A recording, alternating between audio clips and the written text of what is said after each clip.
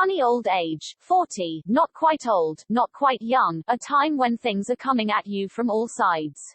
Children still small, parents getting creaky, career responsibilities ramping up, that first wrinkle, that odd, more frequent twinge in your back or knee, never quite enough hours in the day or, more importantly, hours in the night for some well-earned shut-eye. As Prince William prepares to celebrate his 40th on Tuesday surrounded by family and friends and with the triumphant strains of the Queen's Jubilee celebrations still echoing in his ears, it's a moment to stop and reflect, not just for him personally, but for us as a nation. Because very soon, sooner than any of us would want, he will be the Prince of Wales, in charge of a billion-pound business empire, the Duchy of Cornwall, and required to carry out far more royal duties, including trips abroad. More time away from the children, less time for his wife, more public exposure, and on the ever-moving conveyor belt of life, he will find himself edging ever closer to that moment where, ultimately, he replaces his father as king. In that respect, of course, William's situation is unique, but in many other ways he's just like the rest of us. My 40s were easily the hardest decade of my life, punctuated by periodic bouts of ill health and depression, brought about in no small part by the pressures of the life I was living. As an indicator of how bad things were, my son, now 17, said to me only the other day that when he was 7 or 8 he used to think it was just normal to have a mother who was exhausted, or ill, and in hospital all the time. I don't think my experience was unique. I know a lot of people who struggled during their 40s, worn down by the weight of responsibility and worry. Psychologically too it can be a tough decade. I'm sure William, with all his awareness of mental health issues, understands this. Nevertheless, it can be hard to apply that awareness to yourself. I suppose what I'm trying to say here is, he needs to remember to put his own oxygen mask on first. The pressure is particularly acute for William because of the appalling way his brother has behaved. Even if the Duke and Duchess of Sussex had moved to America and remained on the best of terms with the family back home, Prince William would still have felt the added responsibility of filling the gap left behind. As it is, Harry has not only dumped his own royal responsibilities at William's feet, he's also kicked him repeatedly in the teeth for his trouble, and yet, despite his brother's bratish betrayal, William must still act like the adult in the relationship. That can't be easy, and surrounded by weapons-grade narcissists, not just the Duke and Duchess of Sussex, but now Prince Andrew too, William has had no choice but to step up, to be the rock of the family, the one safe pair of hands, the person who does the right thing when everyone else is busy slamming doors and flouncing off home on the private jets. The fact that he seems to manage it with such charm, good grace and, frankly, sanity is a trait he shares with his grandmother, and, like the Queen, a large part of his success stems from his wise decision to marry the right person for the job. The Queen could hardly have chosen a better companion to guide her through 70 years of service than the Duke of Edinburgh. The Duchess of Cambridge, it seems to me, occupies a similar place in the psyche of the royals. Unlike his brother Harry, who chose someone who, instead of soothing the undeniable trauma of his upbringing, only added to it with her own layers of drama, William married a woman who, for him at least, appears to be balm for the soul.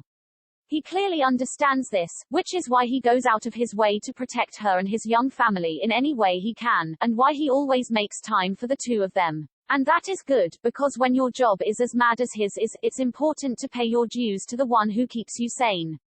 I hope they can enjoy this moment together, safe in the knowledge that whatever challenges lie ahead, their contribution, and their sacrifice, is not only understood by many, but also greatly appreciated. Was the Duchess of Cambridge really referencing Princess Diana with her high-necked polka-dot ascot dress by London designer Alessandra Rich? Maybe, although I suspect that unlike some royal watchers, she doesn't have an archive of all her mother-in-law's outfits readily to hand. Nevertheless, she looked stunning. No one does vintage elegance like the Duchess, somehow managing to be both demure and disturbingly hot. It was the same with that lemon-yellow dress she wore for the Jubilee service at St. Paul's, and the fuchsia Stella McCartney number at the pageant. This is a woman in her prime who knows exactly what suits her, and how to wear it. Why is it that whenever anyone says anything even vaguely disobliging about a Labour woman, e.g. Angela Rayner, the whole world goes tonto, and yet you can compare a Conservative woman to a sadistic witch and no one seems to bat an eyelid? Priti Patel may not be everyone's cup of tea politically, but she does not deserve to be compared with Dolores Umbridge from Harry Potter, or subject to half the abuse she receives online. Could it be that, for all their bluster, there are far more misogynists among the ranks of Labour supporters than Tories? Or is it just that any woman who is a Tory, and especially a woman from an ethnic minority who's a Tory, is considered Untermensch by a party that still believes it has a monopoly on voters from certain backgrounds? Forget Rwanda, if that's not racism, not to mention sexism, I don't know what is. I must confess I was starting to worry whether Kate Moss, aged 48 and having enjoyed a lively lifestyle in her time, might not be some sort of supernatural being. So I was rather relieved to see that she too suffers from the bane of the middle-aged smoker, the dreaded upper lip barcode. No doubt she'll have endless experts queuing up to rid her of the affliction, but in the meantime, it's nice to know supermodels are human too.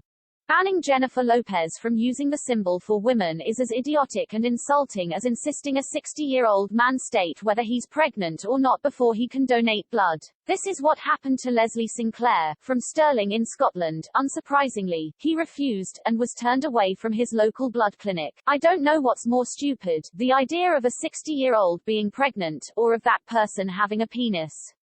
I can't tell whether the demise of Revlon, maker of the Queen's favourite lipstick, Elizabeth Arden's Bold Red, spells the end of the road for the brand that created the first red nail polish in 1937, or a brilliant opportunity to reinvent itself. After all, there's nothing the internet loves more than a vintage trend, and it would only take a few social media influences to turn something no one under 25 has heard of into a raging success story. Just look at chart topper Kate Bush. If even the head of the World Health Organization now believes that COVID was leaked from a lab in Wuhan, it's fairly safe to assume it was leaked from a lab in Wuhan. The real question is, what is the world going to do about it?